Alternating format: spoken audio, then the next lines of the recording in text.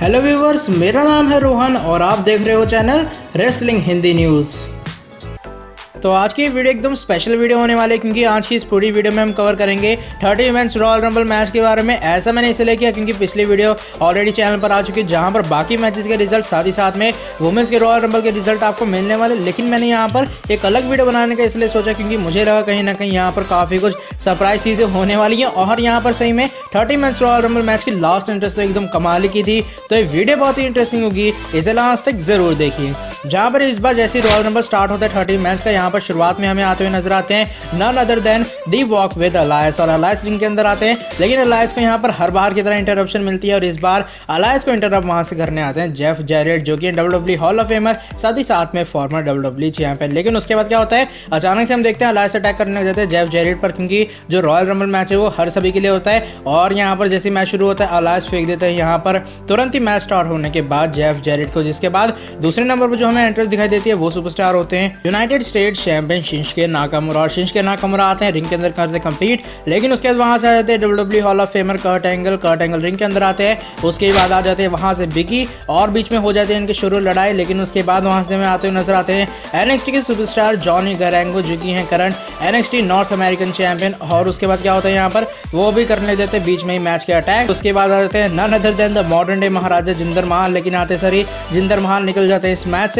उसके बाद आ जाते हैं डिस्ट्रॉयर सामोआ जो के बाद आ जाता है कर्ट हॉकिंस। और यहाँ पर इस मैच में आपको बता दो कर्ट हॉकिंस ने किया एक बड़ी एलिमिनेशन और ये काफ़ी कुछ मैं कह सकता हूँ कर्ट हॉकिंस के लिए काफ़ी बड़ा मोमेंट रहा है। उसके बाद आ जाते हैं वहाँ से सेथ रॉलिंस नंबर 10 पर, लेकिन उसके बाद आ जाते हैं वहाँ से कोफी किंगस्टन, ऐसे लगातार सुपरस्टार आते जाते हैं। लेकिन इसके बाद हम बात करें ड्रू मैकिंटायर का नंबर क्या होता है, क्योंकि वो भी एक फेवरेट थे कि वो जीतेंगे। और यहाँ पर जो ड्रू मैकिंटायर का नंबर होता है वो होता है नंबर 16, और आते सारी वो सबसे पहले लोमे जोसे पर अटैक करना शुरू कर देते हैं, जो कि मैच में आते सारी एलिमिनेट हो जाते हैं। साथ ही साथ रिंग के अंदर होते हैं डीन एम्ब्रोज जैसे बड़े सुपरस्टार भी। लेकिन उसके बाद यहाँ पर पेटी डोना भी आते हुए नजर आते हैं, अंड्राडे सियाना आल्मस आते हुए नजर आते हैं, और साथ ही साथ में यहाँ पर मुस्ताफा अली भी हमें आते हुए नजर आते हैं। लेकिन यहाँ पर बात कर लें और कौन से सुपरस्टार की वापसी हुई, यहाँ पर वापसी हमें दिखाई दी थी जेफ हार्डी की। जेफ हार्डी के बाद यहाँ पर बॉबी लैशली वगैरह आते हैं रिंग के अंदर, लेकिन बॉबी लैशली जैसे रिंग के अंदर आते हैं तुरंत ही वहां से सेथ रॉलिंस उन्हें एलिमिनेट कर देते हैं, जिसका उन्हें काफी गुस्सा चढ़ जाती है। और उसके बाद बॉबी लैशली तुरंत खींचते हैं सेथ रॉलिंस को और उन्हें अनाउंसर्स टेबल पर उठाकर एक तगड़ा सा फेंक देते हैं। लेकिन उसके बाद क्या होता है,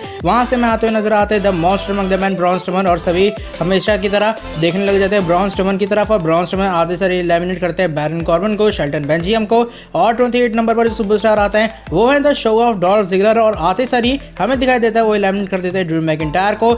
लेकिन यहाँ पर बात कर लूँ 29 इंटरेस्ट की, वहां पर आते हैं वाइपर विल रैंडी ऑर्टन, और रैंडी ऑर्टन फरवर की तरह अपना आरकेओ वाला जलवा दिखाते हुए नजर आते हैं। लेकिन नंबर 30 पर आर्ट्रोथ आते हैं, और पता है यहाँ पर क्या होता है, अचानक से पीछे से आती है नाया जैक्स। अब पता नहीं ऐसे WWE ने क्यों किया, लेकिन नाया जैक्स मारने लग जाती है आर्ट्रोथ पर, और नाया जैक्स रिंग के अंदर आती है, नाया जैक्स मारना शुरू कर देती है हर सुपरस्टार को। और जैसा हम जानते हैं सेथ रॉलिंस बाहर पड़े थे और रैंडी ऑर्टन ने ब्रॉन स्ट्रोमन को भी बाहर भेज दिया था, और यहाँ पर नाया जैक्स हावी हो जाते हैं सारे मेल सुपरस्टार्स पर। लेकिन क्या होता है बीच में जब रे मिस्टीरियो को नाया जैक्स मारने चलती हैं, अचानक से रे मिस्टीरियो बच जाते हैं। उसके बाद रे मिस्टीरियो और रैंडी ऑर्टन की टैग टीम के कारण और जिगलर की टैग टीम के कारण हमें नाया जैक्स इस मैच से बाहर जाते हुए नजर आते हैं। और मैच के एंड में क्या बचता है, 3 बड़े सुपरस्टार बचते हैं, जो कि है Seth Rollins, Braun Strowman and Ziggler, जिसके बाद जिगलर एलिमिनेट हो जाते हैं। एंड में बचे सेथ रॉलिंस और ब्रॉन स्ट्रोमन, और एंड में सेथ रॉलिंस यूज करते हैं अपना वही वाला कर्ब स्टॉर्म रिंग के एप्रन पर, और सेथ रॉलिंस ने फाइनली जीत ली है, और रेसलमेनिया 35 में वो हमें हेडलाइन करते हुए नजर आने वाले हैं। अब यहाँ पर बात कर ले